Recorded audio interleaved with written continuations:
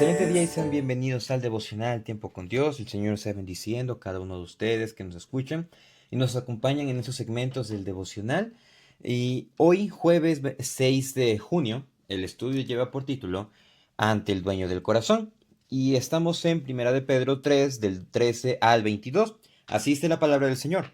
¿Y quién es aquel que os podrá hacer daño si vosotros seguís el bien? Mas también si alguna cosa padecéis por causa de la justicia, bienaventurados sois. Por tanto, no os amedrentéis por temor de ellos, ni os conturbéis, sino santificad a Dios, el Señor, en vuestros corazones, y estad siempre preparados para presentar defensa con mansedumbre y reverencia ante todo el que os demande razón de la esperanza que hay en vosotros, teniendo buena conciencia, para que en lo que murmuran de vosotros como de malhechores sean avergonzados los que calumnian vuestra buena conducta en Cristo. Porque mejor es que padezcáis haciendo el bien, si la voluntad de Dios así lo quiere, que haciendo el mal. Porque también Cristo padeció una sola vez por los pecados, el justo por los injustos, para llevarnos a Dios, siendo a la verdad muerto en la carne, pero vivificado en espíritu, en el cual también fue y predicó a los espíritus encarcelados, los que en otro tiempo desobedecieron, cuando una vez esperaba la paciencia de Dios en los días de Noé, mientras se preparaba el arca, en los cuales pocas personas, es decir, 8, fueron salvadas por agua. El bautismo que corresponde a esto ahora nos salva, no quitando las inmundicias de la carne, sino como la aspiración de una buena conciencia hacia Dios, por la resurrección de Jesucristo, quien habiendo subido al cielo está a la diestra de Dios, y a él están sujetos los ángeles, autoridades y potestades, ante el dueño del corazón. En el ámbito empresarial, bueno, en cualquier empresa que esté subordinada a algún jefe o incluso en las instituciones educativas, que están los docentes, los maestros, los catedráticos, siempre se dice que se debe de tener un buen comportamiento. ¿Pero cómo esto? Ok, generalmente la frase de que, se está teniendo un rato tranquilo, rato de dispersión, por así decirlo, y en eso llega el jefe y todos dicen, compórtense porque ahí viene el jefe. ¿Cómo se debe de comportar uno cuando está una autoridad? Bueno, uno generalmente revisa su comportamiento, revisa sus actitudes, revisa sus respuestas, se pone de la mejor actitud para no tener ninguna complicación. Entonces nosotros nos predisponemos, nos alistamos y nos acercamos con lo mejor que nosotros podemos ser. Entonces, si nosotros decimos que estamos ante el dueño del corazón, ¿cómo deberíamos de estar ante Dios? ¿Cómo deberíamos de estar ante Cristo, ante nuestro Salvador, que es el dueño de nosotros, que es el dueño de nuestra mente y nuestro corazón? Bueno, sobre estos elementos vamos a tratar o se va a tratar el devocional, la cita del día de hoy. Y hay dos puntos que nos gustaría hablar, dialogarlos, platicarlos con todo aprecio, con todo respeto a cada uno de ustedes, siendo el primero, listos ante la prueba. El primer elemento para estar ante el dueño del corazón, ante Dios, es listos ante la prueba. Y es que venimos mencionando, Pedro viene mencionando, que el creyente va a sufrir, porque así sufrió nuestro Señor.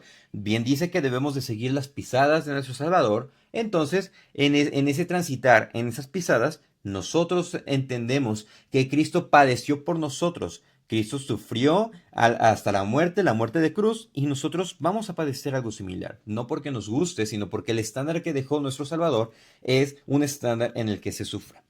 Pero ahora, después de dar todas estas recomendaciones hacia cada uno de los sectores de los creyentes, plantea una pregunta, porque recordemos que el versículo 12 termina, pero el rostro del Señor está contra aquellos que hacen el mal. Termina esta cita del Salmo 34 y continúa una pregunta. ¿Y quién es aquel que os podrá hacer daño si vosotros seguís el bien?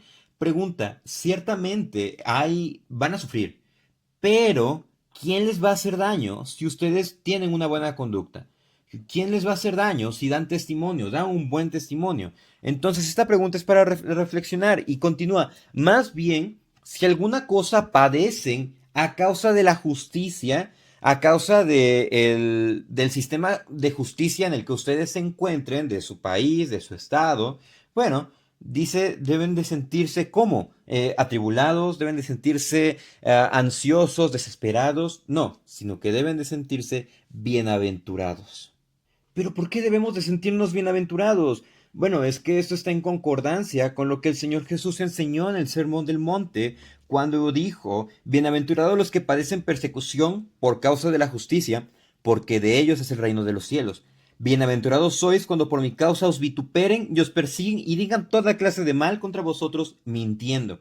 Gozaos y alegraos, porque vuestro galardón es grande en los cielos, porque así persiguieron a los profetas antes de vosotros.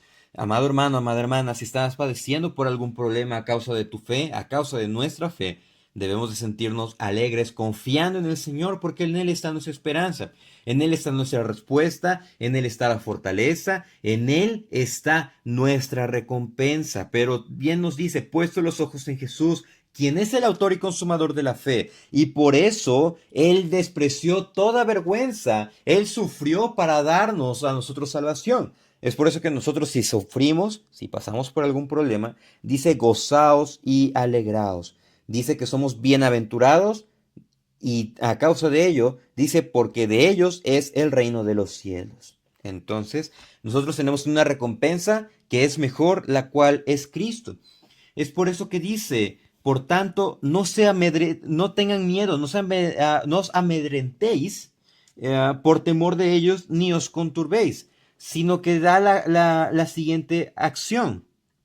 Santificad a Cristo como Señor en vuestros corazones, estando siempre preparados para presentar defensa ante todo aquel que demande razón. La forma en cómo vamos a estar listos ante la prueba es reconocer que nuestro gozo viene de Dios, que en Él está nuestra esperanza, después que nosotros debemos de vivir en santidad ante nuestro Señor, y en ese proceso de santidad vamos a leer la Biblia, vamos a conocer el Evangelio, vamos a reflexionar en él, vamos a compartirlo, y en ese proceso nos dice que vamos a estar preparados para presentar defensa. ¿Cómo?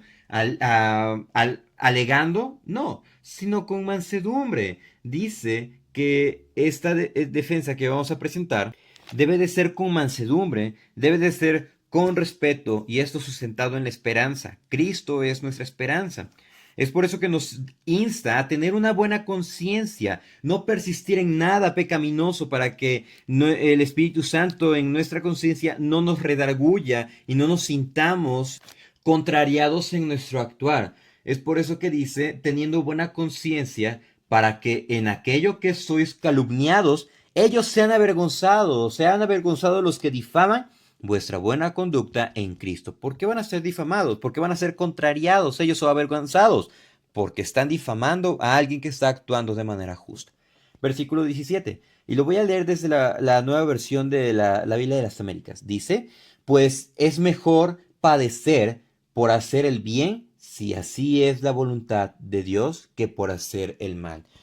Las aflicciones que vamos a experimentar, Dios las va a permitir si a Él le parece bien, si es su voluntad. Y en este proceso de conocer su voluntad, nosotros vamos a ser santificados, vamos a estar listos ante la prueba y vamos a estar ante el dueño de nuestro corazón. Es por eso que en Santiago nos dice, hermanos míos, tened por sumo gozo cuando os halléis en diversas pruebas, sabiendo que la prueba de vuestra fe produce paciencia. Y esta prueba y esta paciencia va a dar un fruto apacible.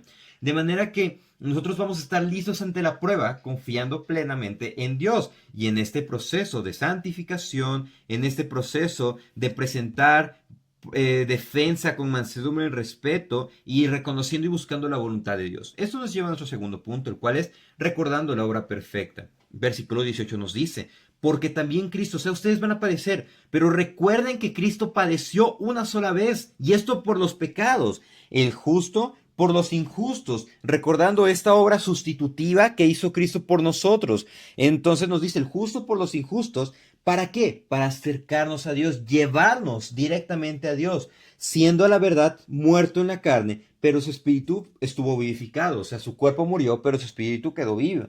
Dice, en el cual también fue y predicó a los espíritus encarcelados. Y a partir del versículo 20, bueno, 19 y 20, hay una serie de, pues, interpretaciones. Esto voy a mencionar las diferentes interpretaciones. No voy a puntualizar absolutamente nada por respeto a cada uno de ustedes, al respeto a las doctrinas que podamos estar aquí escuchando el devocional. Pero nada más voy a mencionar esto. Hay 5 interpretaciones al respecto de estos dos versículos, el versículo 19 y versículo 20. Recordemos que el versículo 20 nos habla de los que desobedecieron en el otro tiempo, en los días de Noé, mientras se preparaba el arca en la cual nada más se salvaron 8. Pero nos dice el versículo 19, en el que fue y predicó a los espíritus encarcelados. Una de las interpretaciones es que los espíritus encarcelados son personas a las que Cristo predicó durante su ministerio terrenal, o sea, en los 3 años, puesto que su obra incluía la proclamación de libertad para los cautivos, de manera que esto se puede ver contrastado en el ministerio de Jesús. La segunda interpretación es que el ángel de Jehová, a través de Noé, predicó al pueblo antes del diluvio. Recordemos que Noé llamó al arrepentimiento, pero ellos desobedecieron. Entonces aquellos que desobedecieron ahora se encuentran encarcelados. El punto del argumento en este momento, pues sería enfatizar la desobediencia de aquellas personas. La tercera interpretación es que Cristo predicó en el corto intervalo de su muerte y su resurrección durante un descenso al infierno. Se dice que Cristo anunció su victoria a los espíritus de los malvados contemporáneos de Noé en el infierno. Esa es una interpretación que casi todos hemos conocido y que muy generalmente se da a este pasaje. Una cuarta interpretación es una idea similar, y es que durante el mismo intervalo que descendió Cristo al infierno, Cristo proclamó su victoria a los ángeles caídos, identificados en el Antiguo Testamento como los hijos de Dios, y pues fue a predicar a estos ángeles que desobedecieron. Y la quinta interpretación es que Cristo proclamó su victoria a los ángeles caídos después de la resurrección en el periodo, en ese lapso de la ascensión. De manera que sea cual sea la interpretación que nosotros nos dirijamos, el sesgo que nosotros estemos tomando, el punto innegable es este, que Cristo, después de su padecimiento, Él predicó su victoria, Él proclamó su victoria. Y el objetivo de mencionar esto nos dice que 8 personas fueron salvadas por agua. Y menciona otro elemento, el versículo 22, el bautismo que corresponde ahora nos salva. Pero ¿cómo es que nos salva? Aquí es una puntualización. No nos quita las inmundicias de la carne, sino como la aspiración de una buena conciencia hacia Dios. El bautismo es un símbolo, o sea, prácticamente podemos decir que estas 8 personas realmente necesitaban morir. Pero a través del arca, a través de la salvación que recibieron, pues ellos fueron salvados. El bautismo lo que significa es sumergirnos, morir hacia nuestra vieja manera de vivir y resucitar con Cristo. Es un símbolo. Es por eso que nos dice que el bautismo a esto corresponde, que nos salva, pero que no nos quita las inmundicias. Es una muestra de lo que Cristo hace por nosotros. ¿Cómo? A través de su resurrección, quien ahora está a la diestra de Dios y Él tiene toda la autoridad. Y es que estos pasajes lo que hacía era alentar la fe de los creyentes. Ciertamente hay muchas cosas que nosotros no vamos a poder entender, que vamos a comprender hasta estar ante la presencia del Señor. Y es que esto nos debe de ayudar, nos debe de impulsar a leer cada día más.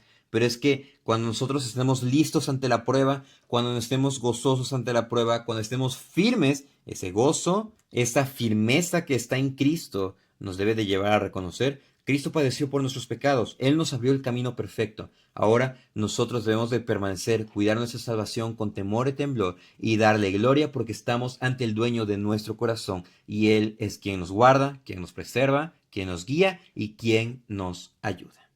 Muchas gracias por acompañarnos en el estudio devocional del día de hoy.